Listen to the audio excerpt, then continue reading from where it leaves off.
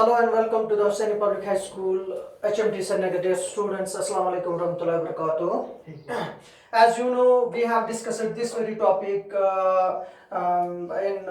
we can say in last videos and have been discussing for we can say for some time.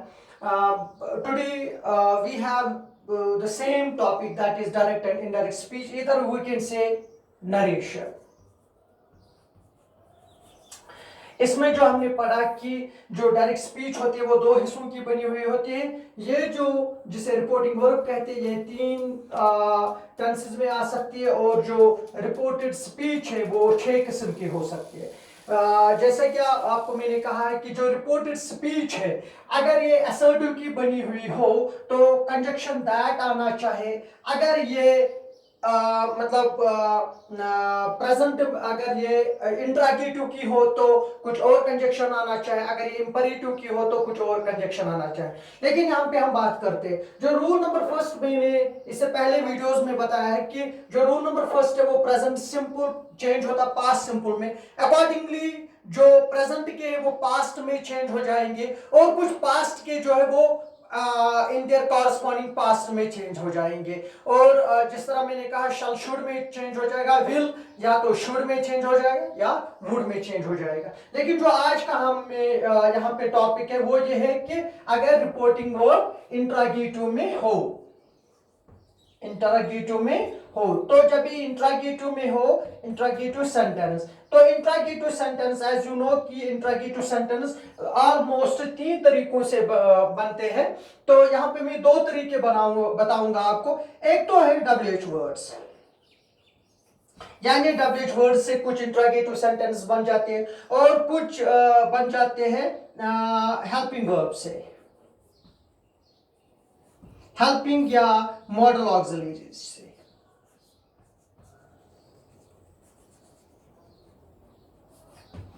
Model auxiliary से देखिए जब भी WH word से reported speech बनी हुई हो तो एंडेड पे आप इस तरह क्वेश्चन मार्क देखोगे तो ये आपको मतलब आपको इंडिकेशन देगा कि ये इंट्रागेटिव सेंटेंस है। लेकिन फर्क है कि अगर यहाँ पे इंट्रागेटिव सेंटेंस यानी रिपोर्टेड स्पीच इंट्रागेटिव सेंटेंस की बनी हुई हो लेकिन हो WH वर्ड की, तब आपको जब भी आप इसको डायरेक्ट स्पीच में चेंज करोगे तब आपको कंजक्शन लाने की जरूरत नहीं, बल्कि आप इसी WH वर्ड को एज ए कंजक्शन यूज कर सकते हो। फॉर एग्जांपल मैं एग्जांपल दूंगा, he said comma inverted commas begin, what do you do question mark। तो यहाँ पे ये वाला सेंटेंस इस वाली second part of the sentence को सेपरेट करता है। तो मैंने पहले आपको कहा है कि इन दो क्लॉज को मिलाने के लिए तो कंजक्शन चाहिए।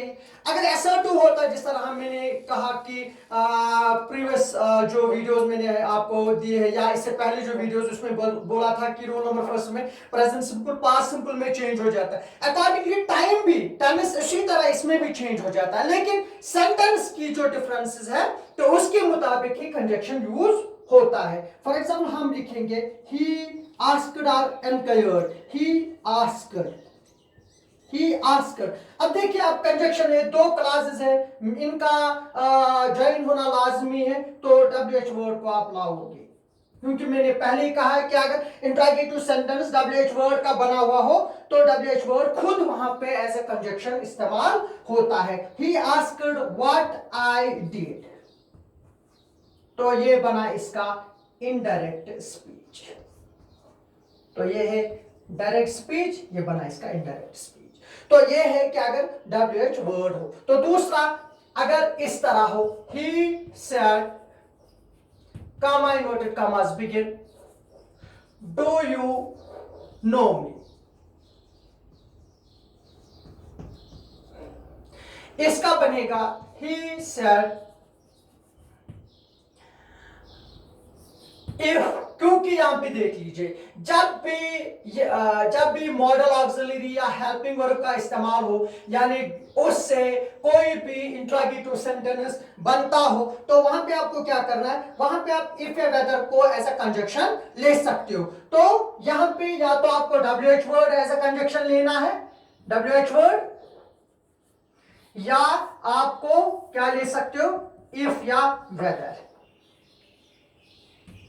तो ये कंजक्शंस इंट्रोगेटिव सेंटेंस में इस्तेमाल होते हैं। He said if I knew,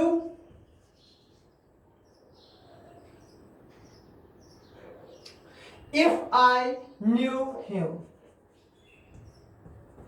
अब देखिए टेंस अकॉर्डिंगली असर्टिव सेंटेंस के हिसाब से ही चेंज हो जाता है। डू है यहाँ पे, you do present simple mention करता है। इवन अगर उससे भी पता ना चले, क्योंकि यहाँ पे डू है, व्हाट डू यू डू, तो हमने लिखा what I did, it means that did is a past, तो present simple change into past simple. यहाँ पे डू यू नो मी, तो ये जो यू नो है, तो इससे पहले भी डू है, तो you know if I knew, तो नो के बदले हमने न्यू का इस्तेमाल किया।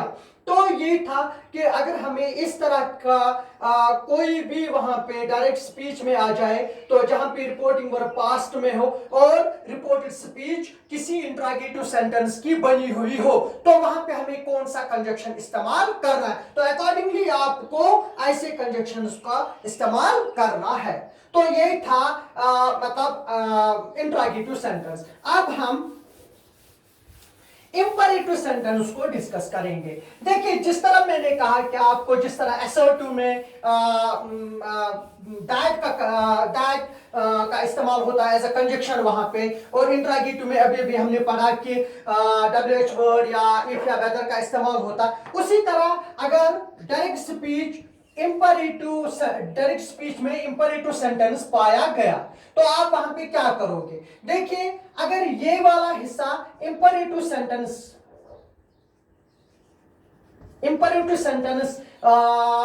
में पाया गया, तो आप क्या करोगे, इसके लिए आपको कंजक्शन टू का इस्तेमाल करना है। मिसाल के तौर पर मैं लिखूंगा एग्जांपल यहां पे, ही सेड, कामा इन्वर्टेड कामास begin, OPEN, open the door. लेकिन यहां पे आपको ख्याल रखना है, अगर ही सेड है तो आप खुद यहां पे ऑब्जेक्ट फॉर्म में लिखोगे, इधर मी, हिम, हर, देम, अस एटसेट्रा एटसेट्रा। वरना अगर लिखा हुआ होगा तो आप उन्हीं वर्ड्स को रिपीट करोगे, लेकिन रिपीट लिखोगे क्या, तो यहां पे आप लिखोगे ही ऑर्डर्ड। ये नेचर ऑफ द सेंटेंस पे, यानी कि आपको पता चलेगा, ये आप यहाँ पे खुद ये रियलाइज करोगे कि ये ऑर्डर है या ये एडवाइस है या ये रिक्वेस्ट है। तो मैंने लिखा he ordered me to open the door. देखिए ये वाला हिस्सा एक पार्ट है, एक सेंटेंस है, एक क्लास है, ये वाला हिस्सा एक सेंटेंस है, माना एक क्लास एक सेंटेंस है, दो को मिला के हम स्टेटमेंट अगर हमें बनाना है तो हमें कंजक्शन की जरूरत है। यहां पे देखिए कि हम टू का इस्तेमाल कर सकते हैं। तो he said open the door, he ordered me to open the door. अगर इसी तरह कोई दूसरी मिसाल हो, he said to her, please help me, तो इस तरह लिखोगे, he requested her to help him.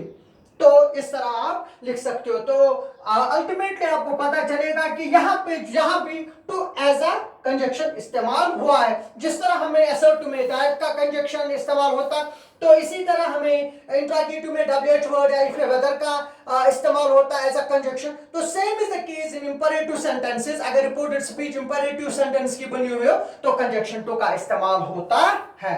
That's all for today, have a nice day, thanks.